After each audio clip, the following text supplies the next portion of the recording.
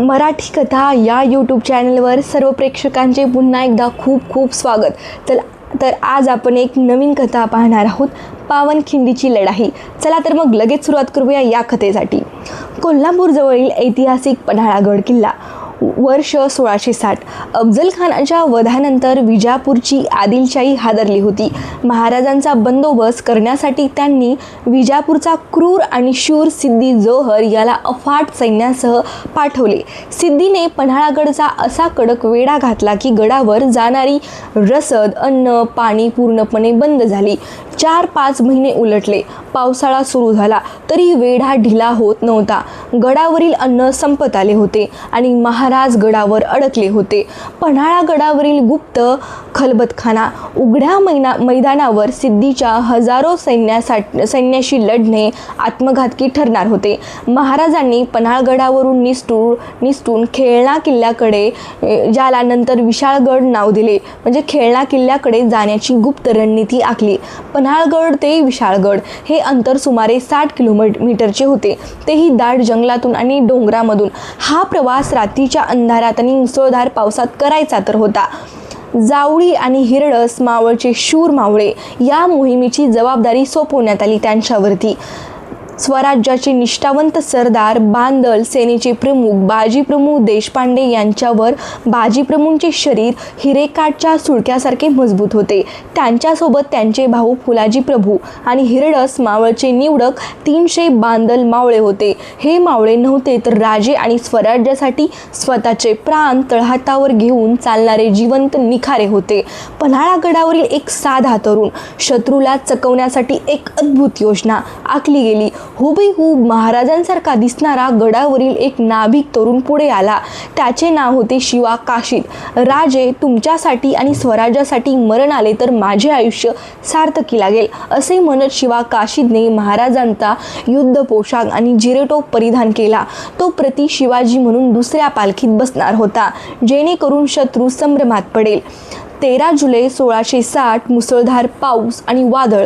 रात्रीची वेळ, विजांचा कडकडाट आणि धो-धो वाहणारा पाऊस। शत्रूचे सैनिक आपापल्या तंबूत थंडीने कुडकुडत बसले होते। याच संधीचा फायदा घेऊन महाराजांनी मुख्य पालखी आणि शिवा काशीदची दुसरी पालखी घेऊन मावळे गडाच्या गुप्त वाटेने खाली उतरले। मावळ्यांनी सिद्धीचा वेढा अत्यंत हुशारीने आणि शांतपणे भेदला। स्वराज्याचे राजे विशाळगडाच्या दिशेने सुसाट निघाले। काही वेळातच सिद्धीच्या सैनिकांना सुगावा लागला।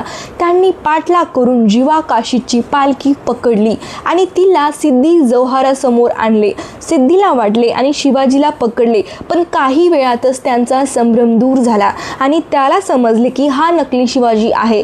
संतापलेल्या सिद्धीने शिवा काशीदच्या छातीत तलवार खुपसली। मरतानाही शिवा काशीद हसला आणि म्हणाला, माझ्या राजासाठी मी एक वेळ काय 1000 वेळा मरायला तयार आहे। शिवा काशीदचे हे बलिदान इतिहासात अमर झाले। पन्हाळगड ते विशाळगडचा जंगलाचा मार्ग। आपली फसवणूक झाल्याचे कळताच सिद्दी जोहरचा जावाई सिद्दी मसूद हा हजारो घोडदळासह महाराजांच्या मुख्य पालखीच्या मागे निघाला। घोडे वेगाने धावत होते, इकडे पायी चालणाऱ्या मावळ्यांचे पाय चिखलात रुतत होते, तरीही ते जीवाची बाजी लावून धावत होते। पहाट उजाडता शत्रूचे घोडे मावळ्यांच्या अगदी जवळ पोहोचले।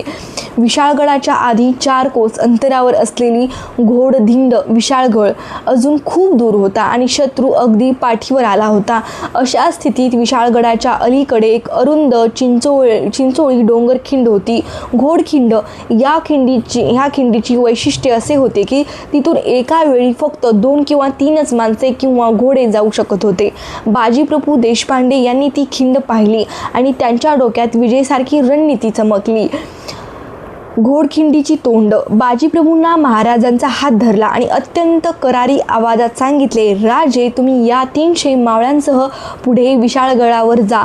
शत्रू अफाट आहे, जर तुम्ही इथे थांबला तर स्वराज्य संपेल। ही खिंड, हा बाजी आणि हे 300 मावळे जोपर्यंत रक्ताचा शेवटचा थेंब जिवंत आहे तोपर्यंत लढवतील। तुम्ही गडावर पोहोचेपर्यंत शत्रूला पाऊल पुढे टाकू देणार नाही। सो निरोपाचा तो भावुक क्षण।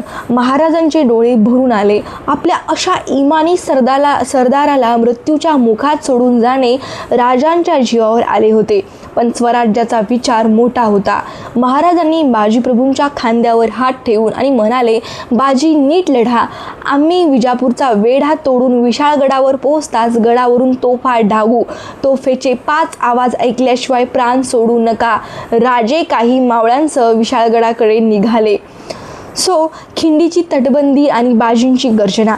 घोडखिंडीच्या आत मावळ्यांनी फळी. बाजीप्रभूंनी 300 बांधल मावळ्यांचे गट पाडले. खिंडीच्या तोंडावर दगड धोंडे गोळा केले.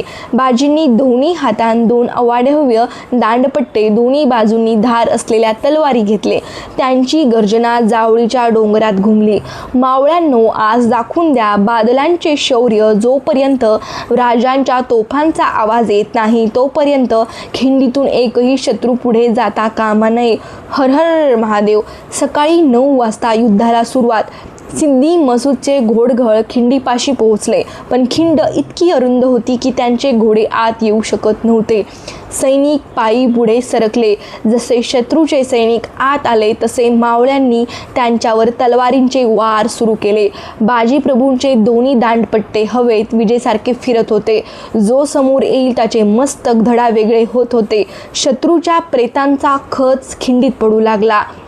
दुपारची वेळ. सिद्दी मसूद अवाक झाला. साधे 300 पायदळ मावळे त्याच्या हजारो सैनिकांशी ताकदीने लढत होते.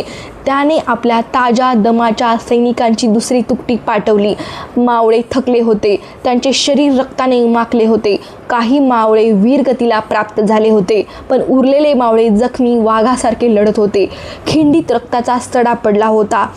रणमैदानावरील बाजूंचे रौद्ररूप. लढता लढता बाजीप्रभूंच्या अंगावर तलवारींचे भाल्यांचे 100हून अधिक वार झाले होते. त्यांच्या पाठीवर, छातीवर, हातावर जखमातून रक्ताच्या धारा वाहत होत्या. त्यांचे धोतर रक्ताने लाल झाले होते, पण त्यांचे हात थांबले नव्हते. एका सैनिकाने मागून येऊन बाजींच्या पाठीवर मोठा वार केला. बाजी क्षणभर गुडघ्यावर आले, पण शिवबा हे नाव आठवताच ते पुन्हा कालभैरवासारखे उभे राहिले.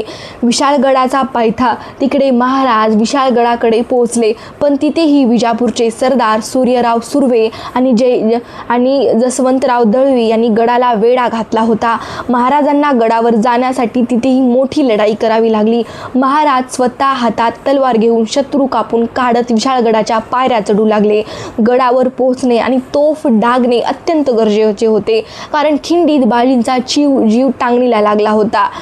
घोडखिंडीला दुपारचा उत्तरार्ध. बाजीप्रभूंचे भाऊ फुलाजीप्रभू देशपांडे हे सुद्धा निकराने लढत होते. शत्रूच्या अनेक वारांमुळे ते जमिनीवर कोसळले आणि त्यांनी स्वराज्यासाठी आपले प्राण अर्पण केले.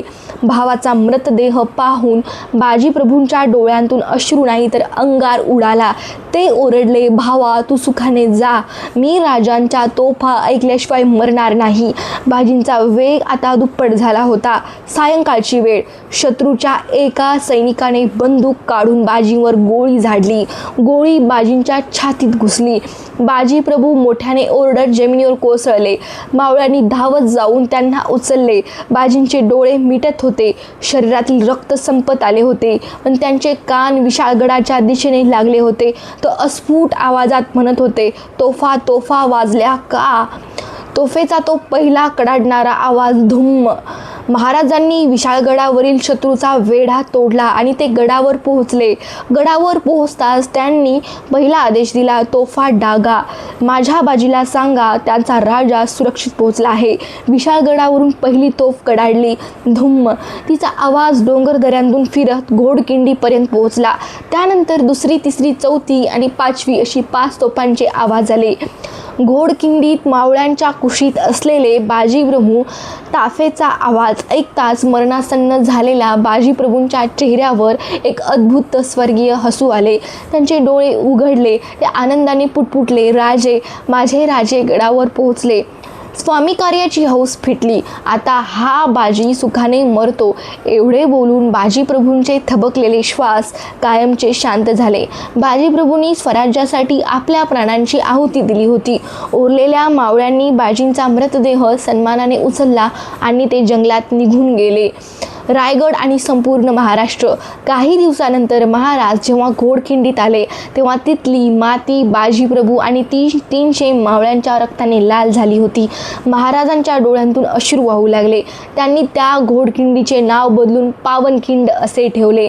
बाजीप्रभू देशपांडे आणि त्या 300 बांदल मावळ्यांच्या रक्ताने पावन झालेली ही खिंड जोपर्यंत चंद्र सूर्य आहेत तोपर्यंत प्रत्येक मराठी माणसाला स्वाभिमानाची आणि बलिदानाची प्रेरणा देत राहील. ही मराठी कथा तुमच्यासाठी होती. ही मराठी कथा तुम्हाला कशी वाटली हे कमेंट सेक्शनमध्ये नक्की सांगा आणि माझ्या चॅनलला लाईक, सबस्क्राईब आणि शेअर करण्यासाठी विसरू नका. सो भेटूया पुढची नवीन कथा घेऊन पुढच्या भागामध्ये. तोपर्यंत बाय.